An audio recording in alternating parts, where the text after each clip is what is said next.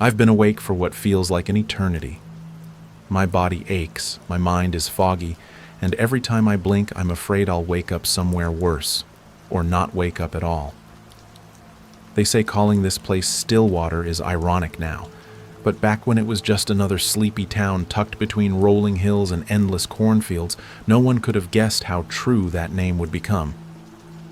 It's not sleep we're short on, it's survival. And here I am, sitting in the dark with shaking hands, trying to piece together how everything fell apart so fast. It started on a Friday afternoon, the kind where you think life might finally give you a break. The sun was setting behind the old water tower that loomed over Stillwater like some forgotten relic. I'd spent most of the day fixing up my truck, or at least pretending to. Truthfully, I was avoiding going inside because Mom had left 3 voicemails reminding me about dinner with her new boyfriend, some guy who smelt like cologne and bad decisions. So instead, I stayed out longer than necessary, tinkering under the hood until the streetlights flickered on. That's when the first alert came through. My phone buzzed violently against the workbench, startling me enough to drop a wrench. The screen lit up with bold red letters. Emergency alert. Stay indoors immediately. That alone would have been weird, but then it added, do not fall asleep under any circumstances. No explanation, no weather warning, nothing but those words glaring back at me like they were mocking my confusion. Before I could even process it, a loudspeaker blared from down the road. A police cruiser rolled slowly past my house, its siren muted, but a crackling voice shouting instructions. Return home immediately. Lock your doors. Do not fall asleep. At first, I thought it was some kind of prank. Maybe someone hacked the emergency system again, like that time last year when half the county got texts saying aliens were landing near the reservoir. But as I stood there staring at my phone, the sky began to change. Clouds rolled in unnaturally fast, thick and black, swallowing the last rays of sunlight. There was something wrong about them. They didn't look natural. They pulsed faintly, almost like they were alive, shifting colors from deep purple to electric green. Then came the smell. Metallic, sharp, acidic. It burnt the back of my throat and made my eyes water. Whatever this was, it wasn't normal. By the time I locked myself inside, the entire neighborhood felt deserted. No kids playing outside, no dogs barking, not even the usual hum of Mrs. Callahan's lawnmower next door. Just silence. Heavy, suffocating silence. I cracked open the blinds to peek outside, telling myself it was curiosity, not fear. Lightning flashed across the horizon, jagged streaks of unnatural light illuminating the empty streets. Rain followed soon after, pounding against the roof and windows with a ferocity that felt personal, like it wanted to tear the world apart, and then it stopped. Just like that, the rain ceased, leaving behind an eerie calm. For a moment, I thought maybe it was over. Maybe whatever freak storm had passed through was done, and tomorrow morning everyone would laugh about how jumpy they'd been. But before I could convince myself of that, the second alert hit. This one didn't just buzz, it screamed. The sound startled me so badly I nearly dropped my phone. The message was shorter this time, but infinitely more terrifying. Stay awake. Do not let anyone fall asleep. That's when the doubt crept in. Was this real? Or was it some elaborate hoax designed to drive us crazy? I mean, who sends an alert telling people not to fall asleep without explaining why? I paced the living room, glancing out the window every few seconds, hoping to see someone else milling around outside. Instead, all I saw was Mr. Grayson sitting on his porch rocker, oblivious to the chaos. He lived 2 houses down, an older man who always seemed stuck in his own world. His wife, Evelyn, used to bring over cookies during the holidays, but she passed away last winter. Now he mostly kept to himself, muttering to thin air while rocking back and forth on that creaky chair. "Hey, Mr. Grayson," I called out, opening the front door just wide enough to stick my head out. "Do you see the alerts?" He squinted at me, his glasses perched crookedly on his nose. "Alerts? What alerts?" I held up my phone, showing him the screen. His face went pale, but he shrugged it off. "Cell phones are the devil's invention," he muttered. "I don't need 'em. Been napping on Saturdays since Eisenhower was president. Don't plan on stopping now." Before I could argue, he leaned back in his chair and closed his eyes. Part of me wanted to run over and shake him awake, but I hesitated. Who was I to tell him what to do? Besides, it was probably nothing. Right? Wrong. I barely made it back inside before it happened. Through the window, I watched as Mr. Grayson's body jerked violently. At first, I thought he was having a seizure, but then his head, it just snapped backward, like someone pulled a string attached to the top of his skull. Blood sprayed everywhere as his neck stretched impossibly long, bones cracking and snapping into place like puzzle pieces rearranging themselves. What emerged from his shoulders wasn't human. It looked like a centipede, except it wasn't. Its segmented body was made of bone, his spine twisted and elongated, sprouting jagged legs that scraped against the wooden floorboards. A single massive eye blinked open at the center of its grotesque form, scanning the area with cold intelligence. Then it turned toward Evelyn's bedroom, moving with a horrifying grace that shouldn't have been possible. Screams erupted moments later, high-pitched, guttural, filled with terror. I slammed the door shut and bolted it, my heart hammering in my chest. This couldn't be real. It couldn't. But the sound of claws skittering across wood echoed from outside, growing louder as the thing approached. For the next hour, or maybe it was minutes, time felt warped. I huddled by the door, clutching a baseball bat like it was the only thing keeping me sane. Every creak of the floorboards sent adrenaline surging through my veins. I tried calling 911, but the line was dead. Same with my mom, same with anyone else I could think of. The TV played static, and the radio spat out nothing but white noise. I was completely alone. When the banging started, I almost lost it. Whatever was out there wasn't knocking politely. Each impact rattled the walls, sending shockwaves through the house. The doorframe splintered under the force, and I realized too late that barricading myself in hadn't been enough. Whatever these things were, they weren't bound by logic or physics. Then the attic vent burst open. A tendril of bone and sinew slithered through the gap, wriggling like a snake tasting the air. Panic took over. I grabbed the nearest chair and hurled it at the vent, desperate to keep it out. The thing recoiled momentarily, but more segments poured through, each one clicking and clacking as they assembled into a monstrous shape. I didn't wait to see what it would do next. Grabbing the bat, I sprinted for the basement stairs, slamming the door shut behind me and dragging a heavy toolbox in front of it. Down here, surrounded by shadows and the faint hum of the water heater, I tried to breathe, tried to think, but all I could hear was the skittering above, growing closer with every passing second. That's when I noticed the blood pooling beneath the laundry machine. At first I thought it was mine. Maybe I'd cut myself during the chaos upstairs. But then I saw the hand sticking out from behind the dryer, pale, unmoving, belonging to someone I recognized instantly. Mrs. Callahan. Her body was contorted at an impossible angle, her neck stretched into a grotesque parody of itself. Segments of her spine protruded from the wound, twitching and writhing like maggots. One by one they clicked together, forming another one of those things, and it was looking right at me. I froze, my breath hitching in my throat. Mrs. Callahan, or what was left of her, wasn't dead. Not entirely. That thing, that writhing mass of bone and sinew, pulsed with a life of its own, feeding off whatever energy had once belonged to her. Its single eye blinked open, milky white and unblinking, locking onto me like a predator sizing up its prey. I couldn't move. My legs felt like they were rooted to the concrete floor, every muscle screaming at me to run but refusing to obey. The creature didn't lunge right away. Instead, it tested the air, its segmented body shifting and clicking as if it were tasting my fear. It moved slowly, deliberately, each movement accompanied by a wet, grinding sound that made my stomach churn. I gripped the baseball bat tighter, knuckles white, though I knew deep down it wouldn't do much good against something like this. Still, having something, anything to hold on to, kept me from completely losing it.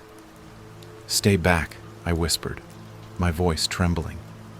The words sounded pathetic even to me, but the thing paused for a moment, tilting its head as if considering whether I was worth the effort. Then, without warning, it lunged. Adrenaline kicked in just in time. I swung the bat wildly, connecting with one of its bony appendages. There was a sickening crunch, followed by a high-pitched screech that reverberated through the basement. The noise was unbearable, like nails on a chalkboard amplified tenfold. I stumbled backward, tripping over a pile of old boxes and landing hard on my tailbone. Pain shot up my spine, but I barely registered it. All I could focus on was the thing thrashing in front of me, its damaged limb flailing uselessly while the others continued to inch closer. For a split second, I thought I'd won. Maybe injuring it would buy me some time or force it to retreat. But then the severed segment began to twitch violently, detaching itself from the main body and skittering toward me like a spider made of bone. My stomach dropped. This wasn't just one creature. It was adaptable, modular, relentless. Even injured, it refused to stop. I scrambled to my feet, grabbing the nearest object, a rusted wrench, and smashing the wriggling piece into oblivion. Bits of bone scattered across the floor. But before I could catch my breath, the larger creature reared back, letting out another ear-splitting shriek. This time it didn't hesitate. It launched itself at me with terrifying speed, forcing me to dive sideways behind the water heater. The impact shook the entire basement, sending tools clattering to the ground. My mind raced. If I stayed here, I was dead. But upstairs was worse. Whatever had come through the attic vent was still prowling around, probably waiting for me to make a break for it. And then there was Mrs. Callahan's house next door. Could I risk going outside? Was anyone else still alive? Before I could decide, the basement door groaned under the weight of something heavy slamming against it. The toolbox I'd used to block it shifted slightly, and I realized the thing upstairs had found me. Panic surged through my veins, pushing me into action. I grabbed a flashlight from the workbench and shone it directly at the creature in front of me. To my surprise, it recoiled, its single eye narrowing as if the light caused it pain. That gave me an idea. Yanking the power cord from the water heater, I wrapped the exposed wires around the metal handle of the wrench. With shaking hands, I plugged it back in, creating a makeshift taser. It was a long shot, but I didn't have any other options. As the creature recovered and began advancing again, I charged forward, jabbing the electrified wrench into its writhing body. There was a flash, a sizzle, and an agonized scream that seemed to shake the very foundation of the house. Smoke rose from the charred remains of the creature as it collapsed into a heap of twitching bones. For a moment, I thought it was over. But then I heard it, the faintest click like a lock turning. One of the segments detached itself from the corpse and began crawling toward me, undeterred. "No," I muttered, backing away. "No, no, no." The basement door burst open, and I turned just in time to see the second creature slithering down the stairs. Unlike the first, this one was fully formed, sleek and horrifyingly efficient. Its massive eye locked onto mine, and I knew I couldn't fight both of them. Not here. Not now. I bolted for the tiny window near the ceiling, the only exit besides the stairs. It was barely big enough to fit through, but desperation lent me strength. I smashed the glass with the wrench, ignoring the sharp shards cutting into my hands as I hoisted myself up and squeezed through. Cold night air hit me like a slap, grounding me momentarily as I dropped to the damp grass outside. The world was eerily silent, save for the distant hum of cicadas and the occasional creak of settling houses. Every shadow seemed to writhe and twist, playing tricks on my exhausted mind. I glanced around, searching for signs of life or death. Mr. Grayson's porch was empty now, his rocker swaying gently in the breeze. Then I saw him. Jake Miller, my childhood friend, stood at the edge of the street, staring blankly ahead. He looked pale, almost translucent, and his movements were jerky, unnatural. I called out to him, relief flooding through me at the sight of another person. But as I approached, I noticed something was wrong. His eyes, they weren't focusing properly, darting around like he was looking at things I couldn't see. And his neck, oh God, I breathed, stopping in my tracks. His neck was stretched thin, tendons straining as if something inside him was trying to break free. Jake turned his head slowly, his lips curling into a grotesque smile that didn't belong to him. From the corner of my vision, I saw the silhouette of another creature emerging from the shadows behind him. It was smaller than the ones I'd encountered, but no less menacing, its jagged legs scraping against the pavement as it closed in. "Jake!" I shouted, waving frantically. "Run!" But he didn't. Instead, he raised a hand, pointing past me. I spun around just in time to see the creature from the basement squeezing through the shattered window, its mangled body leaving trails of ichor on the siding. I didn't wait to see what happened next. Turning on my heel, I sprinted toward the woods at the edge of town, hoping the dense trees would offer some kind of cover. The forest swallowed me whole, branches clawing at my face and roots threatening to trip me with every step. Behind me, I could hear the creatures crashing through the underbrush, their movements unnervingly precise, despite their alien forms. They weren't just hunting me. They were learning, adapting, growing smarter with every failed attempt to catch me. And then I heard voices, faint at first, carried on the wind but unmistakably human. I veered toward the sound, praying it wasn't another trick of my sleep-deprived mind. As I pushed deeper into the woods, the voices grew louder, overlapping in a cacophony of panic and despair. Someone was shouting orders. Someone else was crying. When I finally broke through the tree line, I found myself standing at the edge of a clearing where a small group of survivors huddled around a flickering campfire. They looked as terrified as I felt. The clearing was a strange mix of relief and dread. A small fire crackled in the center, its orange glow casting long, flickering shadows across the faces of the survivors huddled around it. There were 6 of them, including me, though none of them looked like they'd slept in days, because, well, they probably hadn't. Their eyes darted nervously at every sound, hands clutching makeshift weapons or tools that might pass as defense if things got worse. And trust me, I knew how much worse things could get.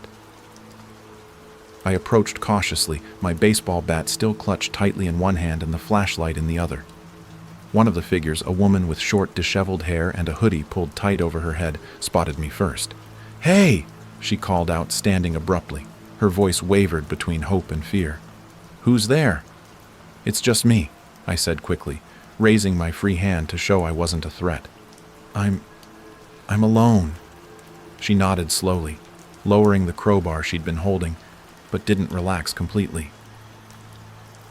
As I stepped closer, the others turned to look at me, one by one, their expressions shifting from suspicion to something resembling cautious acceptance. None of them smiled. Smiling felt like an impossible luxury right now. "Name's Sarah," the woman introduced herself, gesturing for me to sit near the fire. "This is Millie, Greg, Danny, and Claire." She pointed to each person in turn. They all gave slight nods or murmured greetings, though most seemed too exhausted to offer more than that. Greg, a burly guy with a thick beard and blood-stained flannel shirt, was sharpening the end of a broomstick with unnerving intensity. His knuckles were white around the knife he held, and his jaw clenched rhythmically as he worked. He didn't acknowledge me beyond a quick glance. Next to him, Millie, a petite blonde covered in tattoos, was staring blankly into the flames, her arms wrapped tightly around her knees. Her eyes were red-rimmed, either from crying or lack of sleep, or both. Danny, a wiry man with glasses perched crookedly on his nose, sat slightly apart from the group, fiddling with what looked like a broken walkie-talkie. His fingers trembled as he twisted the dials, searching for a signal that clearly wasn't coming. Beside him, Claire, a younger woman with wide, haunted eyes, clutched a hunting knife so hard her knuckles had turned white. She kept glancing over her shoulder, scanning the tree line as if expecting something to leap out at any moment. And then there was Sarah. She seemed to be the closest thing this group had to a leader, not because she commanded authority, but because she radiated a quiet determination that made you want to follow her lead.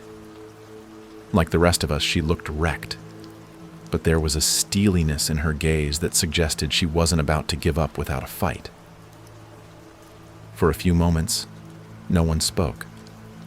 The only sounds were the crackle of the fire, the distant rustle of leaves, and the occasional snap of a twig somewhere deep in the woods. It wasn't comforting silence. It was the kind that pressed down on your chest, heavy and suffocating. Finally, Sarah broke it. "What happened to you?" she asked, her voice soft but firm. I hesitated, unsure where to start. How do you explain watching your neighbors transform into monstrous versions of themselves? How do you describe the way their spines tore free from their bodies, wriggling and snapping like alien insects? But these people deserved answers, and I owed it to them to be honest. So I took a deep breath and began recounting everything. The alerts, Mr. Grayson, Mrs. Callahan, the basement, the creatures. By the time I finished, the fire had burnt lower, casting the group in dim, uneven light. No one interrupted me, but when I stopped talking, the weight of what I'd said settled over us like a suffocating blanket. "That's..." Millie started, her voice barely above a whisper. "That's exactly what we've seen." One by one, they shared their stories. Greg talked about finding his grandfather at the senior center, surrounded by sleeping residents whose heads exploded violently as their spines erupted outward. Millie described stumbling upon a family in their living room, the mother's body suspended grotesquely in midair as her spine stretched impossibly long, pinning her children to the walls. Danny recounted discovering a truck stop overrun with the creatures, their segmented forms skittering across the ceiling like spiders, and Claire added quietly that she'd been driving home from work when the alerts came through, only to crash into something invisible blocking the road. When she woke up hours later, she found herself here, with no memory of how she'd arrived. As they spoke, I noticed patterns emerging. These creatures weren't random. They were drawn to sleep, feeding off it somehow. Every victim who succumbed became another host, their bodies twisted into horrifying puppets controlled by their own spines. And whatever this emergency alert system was, it wasn't enough to save anyone. But there was something else, too, a theory that sent chills down my spine. "I think it happens during REM sleep," Claire said suddenly, her voice trembling. "When we dream, our brains are vulnerable. Something takes over then. It uses our spines to break free." The idea was insane, but it made a sick kind of sense. All of us had experienced nightmares lately, flashes of terror that felt too vivid to dismiss as mere dreams. Could those moments have been warnings, previews of what awaited us if we let our guard down? Before anyone could respond, Greg stood abruptly, his chair scraping against the ground. "We can't stay here," he growled, pacing back and forth. "If we fall asleep, we're dead. If we don't, we're sitting ducks. Either way, we're screwed." "He's right," Sarah agreed, though her tone was calmer. "We need a plan, somewhere safe to hole up until this, whatever it is, blows over." "And where exactly is safe supposed to be?" Millie snapped, her voice rising. "There's nowhere left. This whole damn town is crawling with those things." Her outburst hung in the air, raw and unfiltered. No one argued with her, because she was right. For a while, we debated options: abandoned buildings, underground bunkers, anything that might offer shelter. But every suggestion came with flaws. Doors could be broken, windows could shatter. And even if we managed to barricade ourselves somewhere secure, how long could we realistically stay awake? Days? Weeks? Months? Eventually, Danny spoke up, his voice hesitant but insistent. "There's a grocery store a few miles from here. Big chain place, lots of supplies. Maybe we can fortify it and set up some kind of early warning system for when they come." It wasn't a perfect solution, but it was better than nothing. After a brief discussion, we decided to take our chances. The grocery store smelt like stale bread and bleach, a nauseating combination that made my stomach churn. We barricaded ourselves inside as best we could, stacking shopping carts against the glass doors and nailing plywood over the windows. It wasn't perfect. Nothing about this situation was. But it would have to do. Outside, the skittering sounds of those creatures grew louder, their segmented bodies scraping against the pavement as they closed in. Every creak of the building's old foundation sent us scrambling for weapons, our nerves frayed to the breaking point. We set up camp near the deli counter, surrounded by pallets of canned goods and bottled water. Someone had salvaged a battery-powered lantern from the camping section, its dim light casting long shadows across the cracked linoleum floor. For a while, it felt almost safe, like we were hunkering down during a snowstorm instead of fending off monsters born from human spines. But none of us believed that illusion for long. Sarah took charge, her voice steady despite the exhaustion etched into her face. "We need shifts," she said, pacing back and forth. "2 people awake at all times. If anyone starts feeling drowsy, they switch out immediately, no exceptions." No one argued with her. Sleep was no longer an option. It was a death sentence. Greg volunteered to take the first shift with me. He didn't say much, just handed me a crowbar and positioned himself near the entrance, his makeshift spear balanced across his knees. I sat cross-legged on the floor, clutching the baseball bat I'd brought with me. My hands were slick with sweat, and every sound outside made me flinch. The silence between us was heavy, broken only by the occasional rustle of someone shifting in their sleep or the distant rumble of thunder. Hours passed, or maybe minutes. Time felt meaningless now, and still the creatures didn't come. That should have been comforting, but instead it left me jumpy, waiting for the other shoe to drop.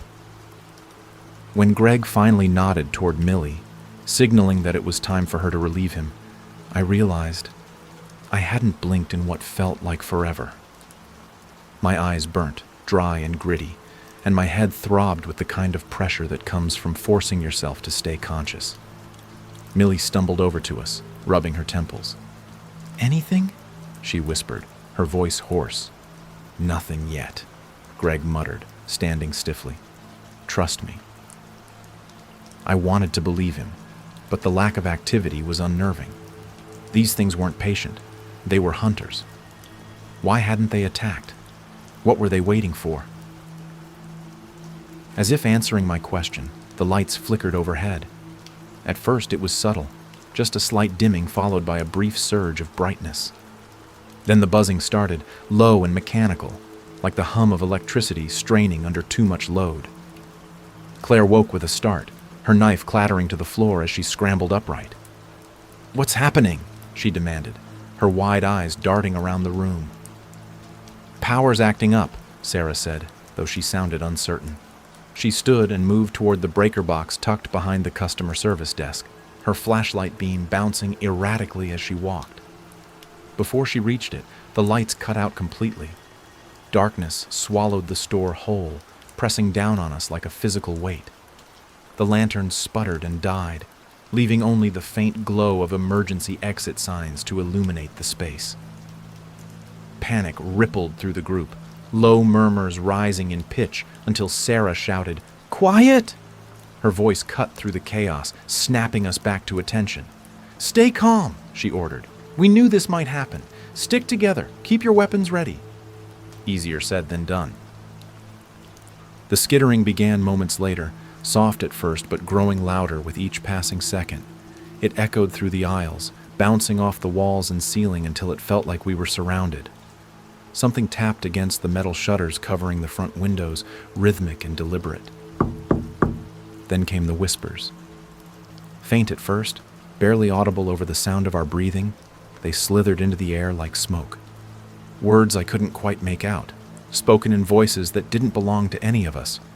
They repeated themselves, looping endlessly, drilling into my skull until I thought I might scream, just to drown them out. Millie gripped her crowbar tighter, her knuckles white. "What is that?" she hissed, her voice trembling. "I don't know," Sarah admitted, though her tone suggested otherwise. Whatever she suspected, she wasn't sharing it.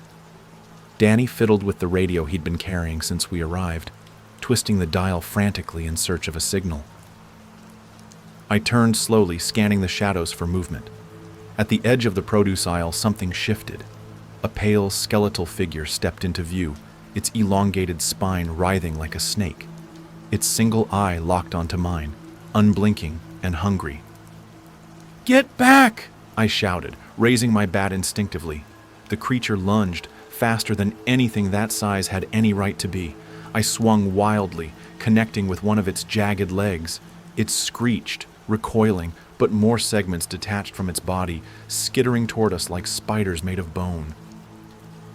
Behind it, another shape emerged from the darkness, then another, until the entire aisle was crawling with them. "We can't fight them all!" Claire screamed, backing away.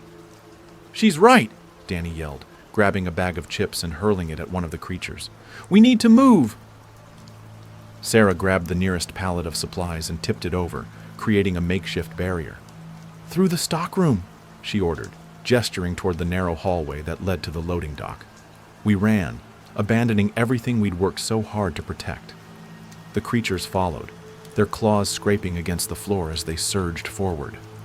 One of them leapt onto Millie's back, its tendrils wrapping around her neck. She screamed, thrashing wildly as Greg swung his spear at it, knocking it loose. "Keep moving!" Sarah shouted, shoving open the stockroom door. Inside, the air was cooler, tinged with the metallic tang of blood. And there, sprawled across the floor, was a man I didn't recognize. His throat had been torn open, vertebrae protruding like grotesque flowers. "Oh God," Claire whimpered, covering her mouth. "Who is that?" I asked, my voice shaking. "No idea," Sarah said grimly, "but he didn't make it." Before anyone could react, the corpse twitched. Its spine stretched outward, impossibly long, splitting into dozens of wriggling threads. They lashed out, seeking targets, and we scattered. Greg shoved the loading dock door open, revealing the darkened alley beyond. Rain poured down in sheets, soaking us instantly as we fled into the night. The creatures hesitated at the threshold, their movements faltering as if repelled by something unseen. "For now," Sarah panted, glancing over her shoulder. "They won't follow us outside." But even as she said it, I knew we weren't safe.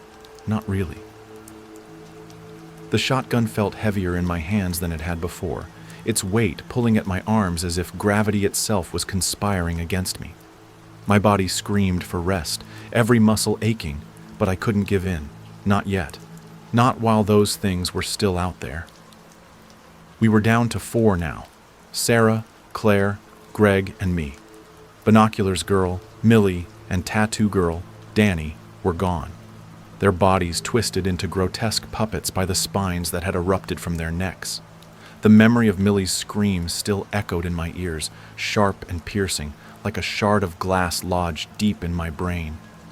And then there was Steak Guy, Greg's friend whose name I never learned. His death haunted me most of all. He hadn't been taken by the creatures, he'd done it himself, impaling his own neck on the sharpened mop handle he'd been obsessively carving. Watching him fall forward, the point punching through the base of his skull, was something I knew I'd never forget. But even worse was what came after. The sound of his spine tearing free, the wet snap of vertebrae detaching from flesh, it made my stomach churn just thinking about it. And when the threads began to unravel, reaching out like blind serpents searching for prey, I wanted to vomit. But we didn't have time for that. We ran, leaving his corpse behind, knowing full well what it would become. Now, huddled together in the dim glow of emergency exit signs, we tried to regroup. The grocery store wasn't safe anymore. Those things were inside, crawling along the rafters, their segmented bodies clicking and clacking as they searched for us. Every movement sent shivers down my spine. "We can't stay here," Greg growled, pacing back and forth. His voice was raw, strained, like he hadn't slept in days, which, honestly, none of us had. "They're closing in. We need to move." "Move where?" Claire snapped, her voice trembling. She clutched her knife so tightly her knuckles were white. "There's nowhere left. They're everywhere." "She's right," Sarah said quietly, though her tone carried authority. "But staying here isn't an option either. We'll be trapped." I nodded, gripping the shotgun tighter. "Then let's go out the back, head for the woods.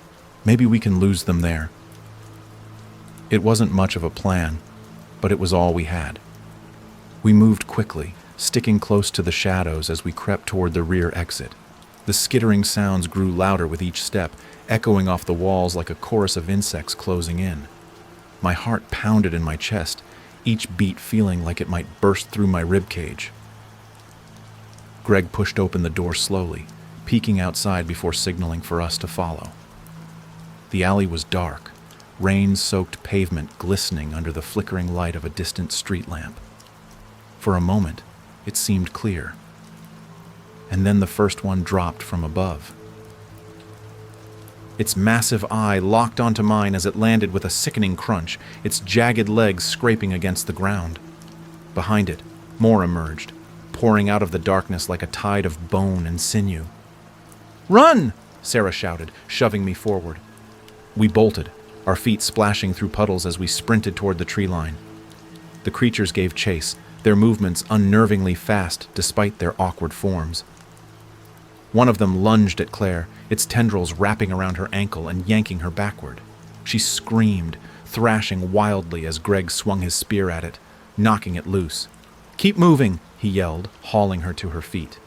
We didn't stop until we reached the woods, crashing through underbrush and narrowly avoiding low-hanging branches. The trees offered some cover, their thick trunks breaking up the creature's line of sight, but it wasn't enough. They followed relentlessly, their clicking growing louder as they closed in. "This way!" I shouted, spotting a narrow trail leading deeper into the forest. We followed it blindly, trusting that it would lead somewhere, anywhere, safer than where we'd come from. But the trail ended abruptly at a clearing, revealing a horrifying sight. Dozens of spinal columns stretched skyward, their segmented bodies writhing and twisting like snakes. At their bases lay the remains of countless victims, their heads torn off or stretched impossibly long, their bodies contorted into unnatural positions. "Oh, God," Claire whimpered, clutching her knife tighter. In the center of the clearing stood the strange man, the man with bushy eyebrows and a buck-toothed grin who'd been haunting my thoughts since the beginning. He looked amused, his head tilted slightly as he watched us approach. "Well, well," he said, his voice dripping with mockery. "Look who decided to join the party." "What do you want?" I demanded, raising the shotgun and aiming it at him. He chuckled, unfazed. "What do I want? Oh, Perry, it's not about what I want. It's about what you bring to the table. You see, this whole nightmare is fueled by your fear, your exhaustion.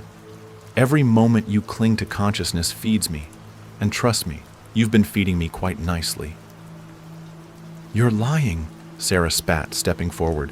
"This isn't real. None of this is real." "Oh, but it is," he replied, his grin widening. "Every synapse firing in your brain creates a reality, one that only you experience. What happens here may not be the same as what happens out there, but that doesn't make it any less real. And let's face it, you've all been having such vivid dreams lately." His words hit too close to home. I remembered the flashes of terror that had plagued me over the past few days, moments of panic that felt too intense to dismiss as mere nightmares. Was he telling the truth? Had we been trapped in our own minds this whole time?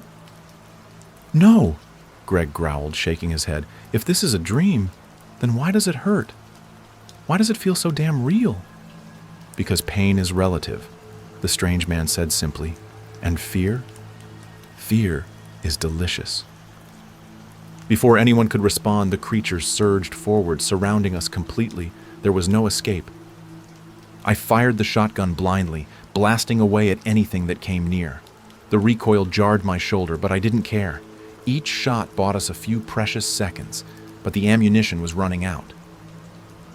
When the last shell clicked empty, I threw the gun aside and pulled out my flashlight, shining it directly at the nearest creature. To my relief, it recoiled, its single eye narrowing as if the light caused it pain. "Light!" I shouted. "Use the light!" Sarah and Greg followed suit, turning on their flashlights and sweeping the beams across the clearing. The creatures hesitated, retreating slightly, but they didn't leave. Instead, they circled us, waiting for an opening. Claire collapsed to her knees, tears streaming down her face. "I can't do this anymore," she sobbed. "I'm so tired." "No!" I grabbed her shoulders, shaking her roughly. "You can't fall asleep, not now. Stay with us." But it was too late.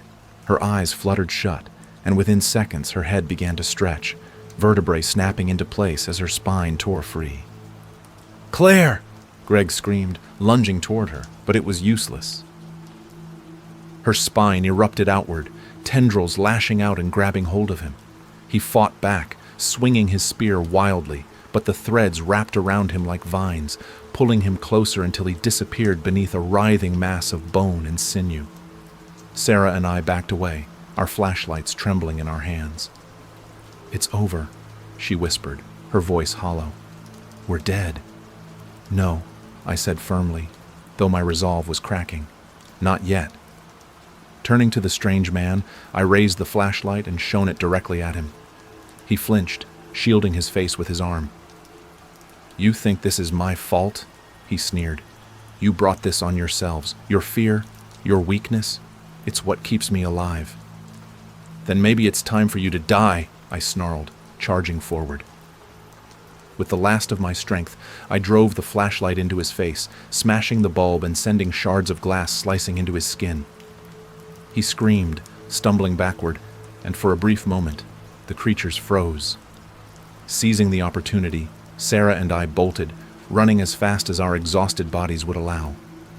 Behind us, the strange man's laughter echoed through the forest, growing fainter with each step. We didn't stop until we reached the edge of town, collapsing onto the cold pavement as dawn broke over the horizon. The sky was painted in shades of orange and pink, a stark contrast to the horrors we'd endured. For a while, neither of us spoke. We simply sat there, breathing heavily, trying to process everything that had happened. "Do you think it's over?" Sarah asked finally, her voice barely above a whisper. "I don't know," I admitted. "Maybe. Or maybe it's just beginning." As the sun rose higher, casting its warm light over the desolate streets, I couldn't shake the feeling that we weren't truly free. The nightmare lingered, lurking just beneath the surface, waiting for the next chance to drag us back in. The hospital room smelt like antiseptic and stale coffee, a combination that made my stomach churn even though I hadn't eaten in what felt like days. My body was heavy, weighed down by exhaustion and the lingering dread of everything I'd been through, or at least everything I thought I'd been through. Outside the window, sunlight streamed in brightly, painting the walls with golden streaks that should have been comforting, but instead felt alien. It wasn't supposed to be sunny, not after what happened. They told me I'd been here for 3 days, recovering from dehydration, malnutrition, and extreme sleep deprivation. 3 days since the nightmare had ended, or so they claimed. But it didn't feel real. How could any of this be real? 1 minute, I was surrounded by grotesque spinal creatures tearing people apart. The next, I woke up on a cold tile floor with paramedics hovering over me, shouting about vitals and stretchers. And now? Now, I was lying in a sterile hospital bed while agents in suits asked me questions I couldn't answer. "Do you remember seeing this man during your ordeal?" one of them asked, holding up a rough sketch. The drawing depicted the strange man, the bushy eyebrows, the buck-toothed grin, the unsettling familiarity that had haunted every moment of my waking and dreaming existence. I nodded, numb where words failed me. Yes, I remembered him. Vividly. Too vividly. His laughter echoed in my ears even now, taunting me, mocking me for surviving when everyone else hadn't. The agent scribbled something on his notepad before speaking into a radio clipped to his lapel. "We have confirmation of a nocturne in the area. Please begin the cleanse protocol." Nocturne. The word sent shivers down my spine, though I didn't ask what it meant. Part of me didn't want to know. When they finally let me leave the hospital 2 days later, I stepped outside to find Hazelwood eerily quiet. Body bags lined the streets, some zipped shut, others left open because there simply wasn't enough room to contain the spinal columns stretching outward like grotesque extensions of their former owners. Vertebrae curled at the edges, each segment sprouting jagged legs that seemed to twitch faintly under the midday sun. "Oh, God," I whispered, doubling over as bile rose in my throat. An agent placed a steadying hand on my shoulder. "You're one of the lucky ones," he said softly. "Most didn't make it." Lucky? Was that what I was? I didn't feel lucky. I felt broken, hollowed out by the weight of everything I'd seen and done. Back home, I tried to piece together what had happened. The agents wouldn't give me many details, only cryptic warnings about Class 4 night terrors and collective personnel assessing the situation. They prescribed medication to help me sleep dreamlessly, but it barely worked. Every time I closed my eyes, the spines came back, wriggling and clicking, dragging me deeper into the abyss. Days turned into weeks, and still, the questions lingered. What was real? Was any of it, the alerts, the creatures, the strange man, truly happening? Or had it all been some twisted manifestation of our collective fears? The agents hinted at answers, but their explanations were vague, almost deliberately so. "Night terrors feed on fear," one of them said during a follow-up visit. "They thrive in chaos, exploiting vulnerabilities until the mind can no longer distinguish between what's real and what isn't. You survived because you fought back, not just against the entities, but against your own doubt." It sounded rehearsed, like a line from a textbook designed to pacify survivors too traumatized to demand clarity. But deep down, I knew there was truth in it. Fear had driven us mad, pushed us to the brink of collapse, and yet, somehow, I'd clawed my way out. But the nightmares never fully went away. Even with the medication, fragments slipped through, flashes of lightning, skittering sounds, the strange man's grin widening impossibly wide. Each morning, I woke drenched in sweat, convinced I'd hear the voice again. "Stay awake. Stay awake." And then there was Steak Guy. He visited me once, standing silently in the doorway of my apartment. His eyes were hollow, empty sockets that seemed to stare straight through me. "They're still here," he murmured, his voice barely audible. "They'll always be here." Before I could respond, he turned and walked away, disappearing into the shadows. In the end, I don't think I'll ever truly understand what happened in Hazelwood. Was it a mass hallucination? A government experiment gone wrong? Or something far darker? Something beyond human comprehension? All I know is this: I'm alive. Barely. And maybe that's enough. For now.